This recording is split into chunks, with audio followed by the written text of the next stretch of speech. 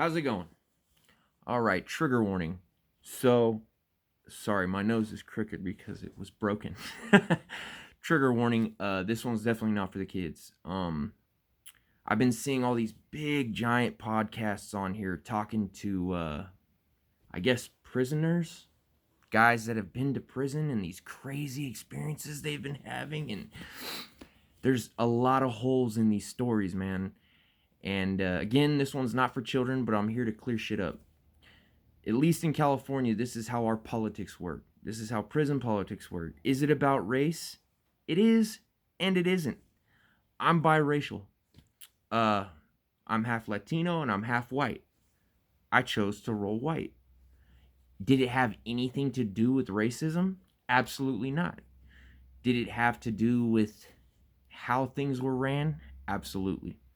So first, let me start off by saying,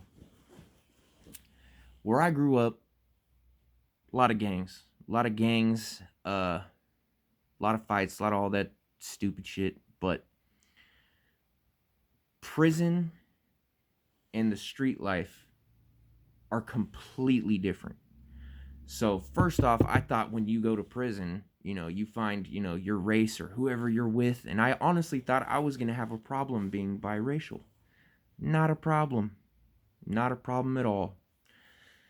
So I already told this story, but when I got there, I decided to rock wood, which is white.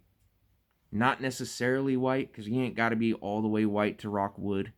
It's more of a gang thing. So, inside the California prison system, you have the northern Mexicans, you have the blacks, you have the woods, and you have the southern Mexicans. Those are the biggest gangs, or biggest race gangs in prison. Then you have kind of smaller ones like the others, which would have, which would be like your Pacific Islanders, your Filipinos, your Tongans, Samoans, etc. They roll with the northern Mexicans and the blacks. So the northern Mexicans and the blacks have an alliance, and they've had this is since forever. They've been rocking together forever. Does it mean they hang out? Not always. If tension builds, then yeah. The Woods have an alliance with the southern Mexicans and the Paisas, or border brothers.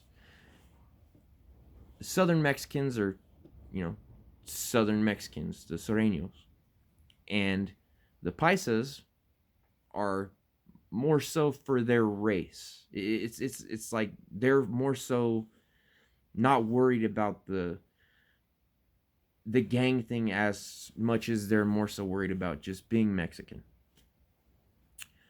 And I didn't really understand, my first experience there. I didn't really understand how that all worked. And that's why a lot of these stories that I hear on these big podcasts they're complete bullshit, man. It's bullshit.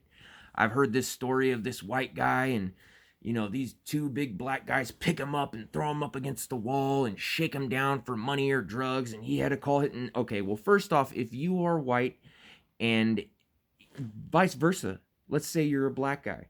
If you're a black guy and two white guys walk up, the rest of those black guys are going to be on you like that. Nobody's getting close to you. That's in California, at least. I can't speak for the rest of the states, but politicking really started here. And if you're interacting like that with other races or other gangs, that means you're on a bad yard. That means you snitched, you dropped out, you touched a child, you hurt a woman. That is what we call PC, protective custody, or special needs units. So all these tough guys on these platforms pushing this bullshit agenda of these other races hurting them or touching them, it had to have taken place in some weird state. Or you're in like the feds, or you're in some Camp Snoopy prison to where there's not enough of you, or something like that. But 9 times out of 10, I'm guessing it's because you're on a bad yard. Because you did some weird shit. Just saying. So when you hear these trauma-filled, weird stories about, one race coming up and doing something to another, it doesn't happen.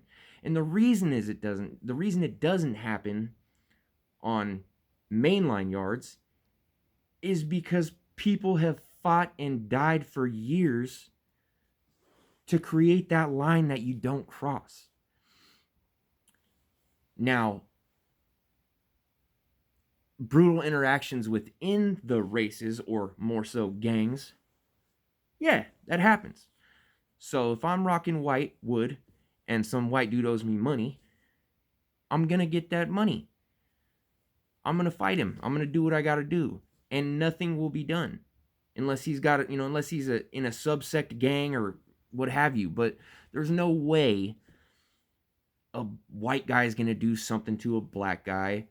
A black guy is gonna do something to a white guy without a riot popping off. It doesn't happen. Stop spreading the bullshit. And if you are spreading the bullshit, that meant you were on a bullshit yard. So what's really going on with your background, bro? Like what's really going on?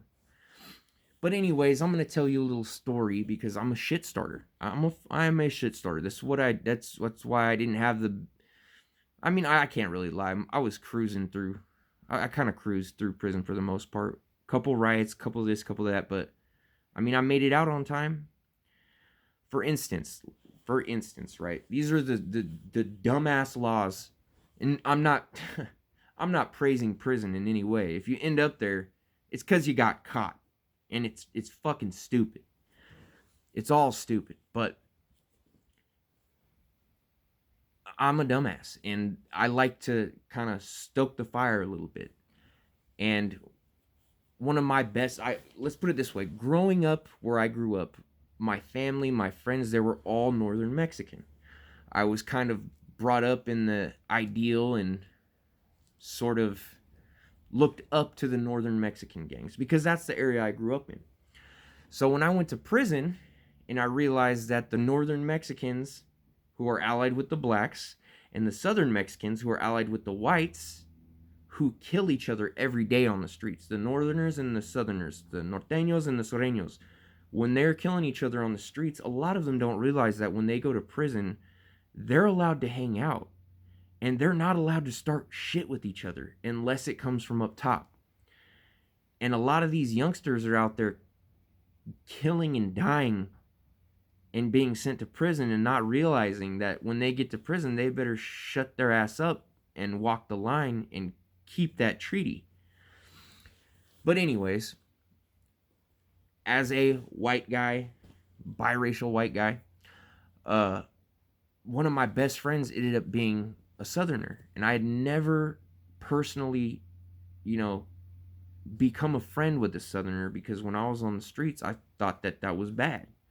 But one of my best friends,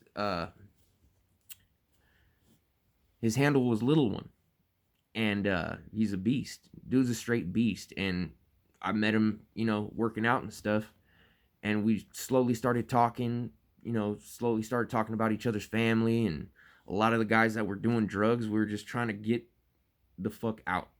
We were trying to run our program, and, pretty soon we started sharing commissary. If his shit wouldn't come through, I'd give him half my coffee, and if his, my tobacco wouldn't come through, he'd shoot me some tobacco, and I mean, we built a real strong friendship. His family is from Sinaloa, Sinaloa cartel. I'll talk about that later on, my experiences with the cartel, but through meeting him and getting cool with him, I met, his buddies, and one of his little homies was a kid named Silent, and this kid wasn't Mexican at all. He was Samoan, but he was from down south where his whole neighborhood was nothing but Southerners. So it's not really about race. So this kid who is only like 19 in prison for some for some dumb shit, not even anything serious. This kid's Silent, and this other kid named Shells, who's also a Southern Mexican, but Japanese. When I finally hit the ranch, which is like Camp Snoopy, after you get through the main line and you put in your work and all the shit is done and they label you basically not too much of a threat, Sometimes you can hit a ranch. And at this particular ranch, it was a dorm setting.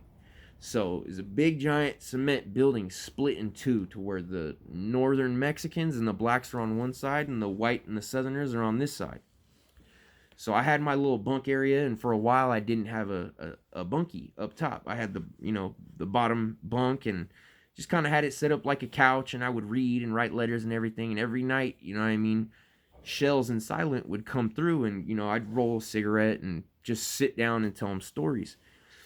Would I get messed up looks from all the woods for hanging out with these kids?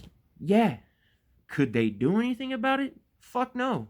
There's nothing they could do about it. These are our allies, regardless of this guy being Samoan and this guy being Japanese. It didn't matter.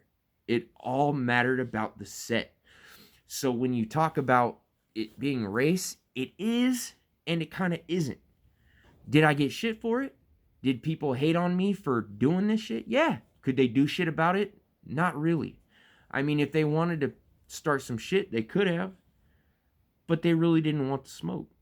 I mean, you get into a couple fights because sometimes, you raise your hand because you think some shit isn't cool. Like one of my buddies, he's brand new. He only had by the time he got to the ranch, he only had 30 days left. And this other cat he was white, but he was, claiming to be American Indian. So they're under our protection. At least at this prison, he was under our protection, but not running any program. The dude weighed 500 pounds. And he was running this satellite commissary not on the main line, but on the ranch. And that's where you could get, basically commissary kind of once a week if you wanted to. And the dude's name was Wolf, and he was exploiting my buddy. Basically, this dude was like, oh, I really want these hot chips. Something stupid like hot chips. Oh, I really want these hot chips. So he goes up to this dude who runs this commissary satellite, and he's like, hey, man, what I got to give you to get these, fucking Cheetos? And so dude's like, oh, I need, this much, which was 10 times the amount they cost because they always ran out for him to hold this shit. And then after he goes up to dude, and I see him talking to dude, and he comes up to me, and he's like, hey, man, is this cool? And he tells me that the dude's trying to charge him 10 times. And I was like, fuck no, that ain't cool.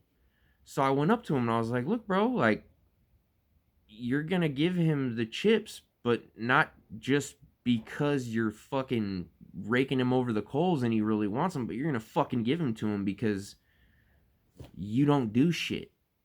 And we know you're a liar. We know you're not a Native American. Fucking give him the chips, you know what I mean? And then after that happened, there was this big bullshit, and I had to do a 2-on-1. 2-on-1 is you fight two guys for a little bit of time, but it really didn't matter. But like I was saying, these two kids, man, I still talk to them now. They were, one was 19, I think one was 20, and we would just sit down and talk and bullshit about, getting out, and they would, every time they would think about making some dumbass decision, like bringing some drugs in or holding some shit for somebody, I pissed a lot of people off because I told them, I was like, look, do you want to add more time to your fucking sentence? Or do you want to get the fuck out and get on with your life? And, I mean, don't get me wrong, prison is full of sharks. As soon as they smell blood in the water and they know they can manipulate someone or get something from someone by scaring their family, they're going to do it. If you let them. Or if they don't have friends that won't let you do that to them. You know what I mean? So, prison is weird. But as far as these big platforms talking about all these scary bullshit things going on, shit goes on, absolutely. But is there, on the main line, is there rape between men? Not from what I've seen.